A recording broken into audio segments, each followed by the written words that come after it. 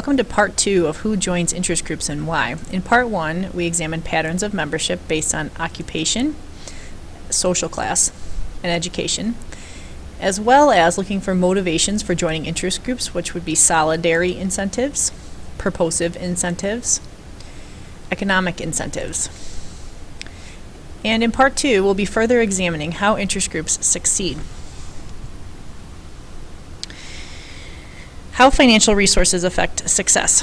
For an interest group, money can buy power. Money fuels the hiring of experienced and effective staff and lobbyists who communicate directly with policymakers, as well as the undertaking of initiatives that will increase the group's membership. Money also funds the raise of more money. For example, the Business Roundtable represents the interests of 150 chief executive officers of the largest U.S. companies, including American Express, General Electric, IBM, and Verizon. In 2009, it spent over $13 million lobbying the President, Congress, and several cabinet departments for policies that would benefit its members' corporations, their shareholders, and their member corporations' 10 million employees. Issues of concern to the Business Roundtable include policies such as the Securities and Exchange Commission rules, laws concerning corporate ethics, and reform to the nation's class action lawsuits regulations.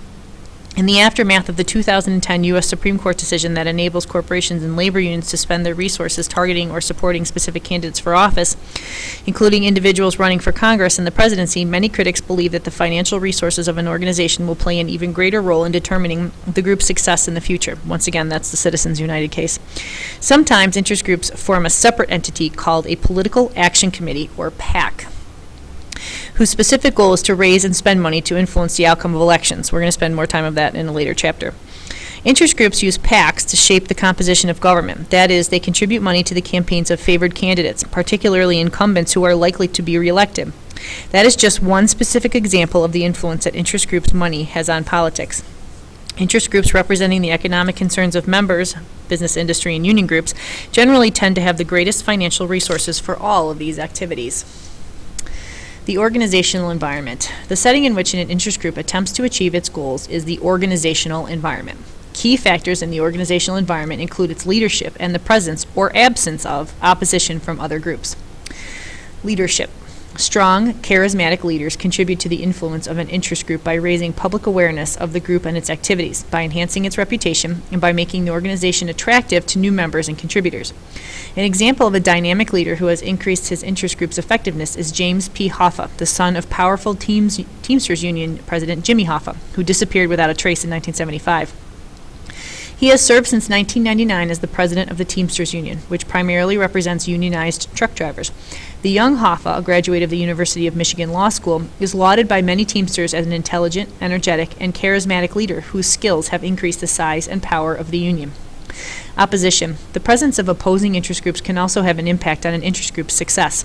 When an interest group is the only game in town on a particular issue, policymakers are more likely to rely on that group's views.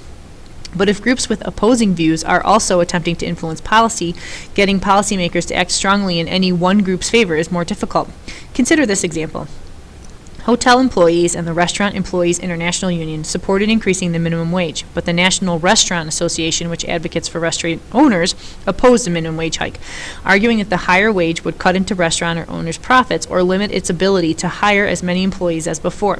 In the face of such opposing interests, policymakers are often more likely to compromise than to give any one group exactly what it wants. Although each of these factors, organizational resources and the organizational environment, influences how powerful an interest group will be, no single formula determines an interest group's clout. Sometimes an interest group has more powerful advocates in Congress who support its cause. Other times, a single factor can prove essential to an interest group's success.